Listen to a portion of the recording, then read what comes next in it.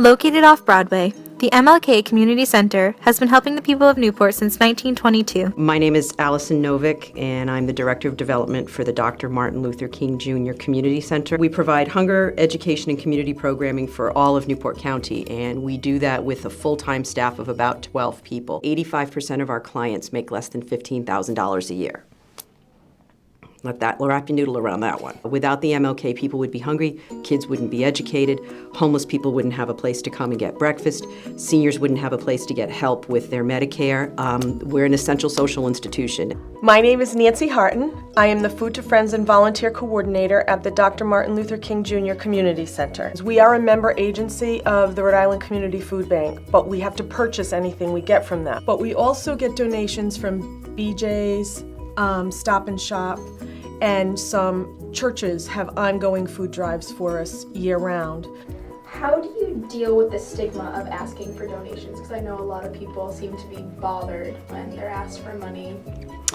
I think that probably the most important thing is that you need to approach it from the mindset is that I'm giving someone an opportunity. Most of our donors are right in this community, are people from Newport County. You know, we don't even have a huge statewide presence. It's much more people that are right here. So in some ways that works to our benefit, because what I can say to our donors is when they give to us, they're making a difference in the guy who pours your coffee at Dunkin' Donuts, a CNA who may take care of your grandmother, a woman who's a teller at your bank, and these are all real clients. So that really offers a powerful connection between the donor and the client. We're grateful for all of our donors, and that's everything from someone that walks in a check to us every month to major institutions like Solvay that provide volunteers and funding and awareness.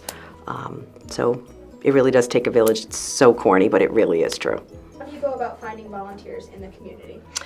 That's pretty easy, actually. People are so wonderful. We look for people who have a real interest in doing this and who have the availability and are responsible and will treat our clients with respect.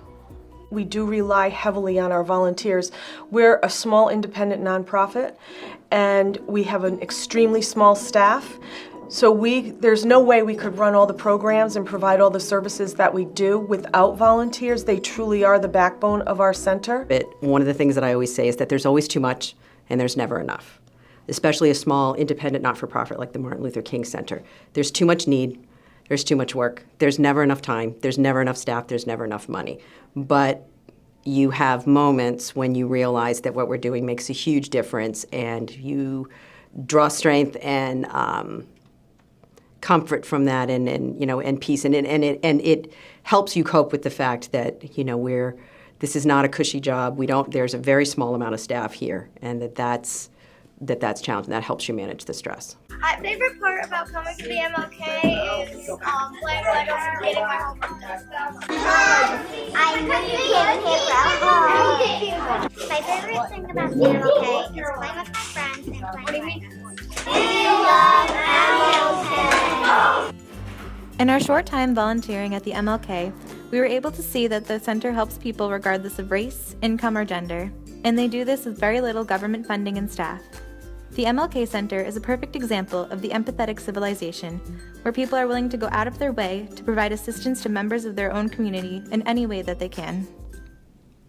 I think that it's important in any community and any place to have your eyes open and to look beyond what you may see on the surface of things. And I hope that that's something that you carry through your entire college education, whatever you do in postgraduate work, and your professional life.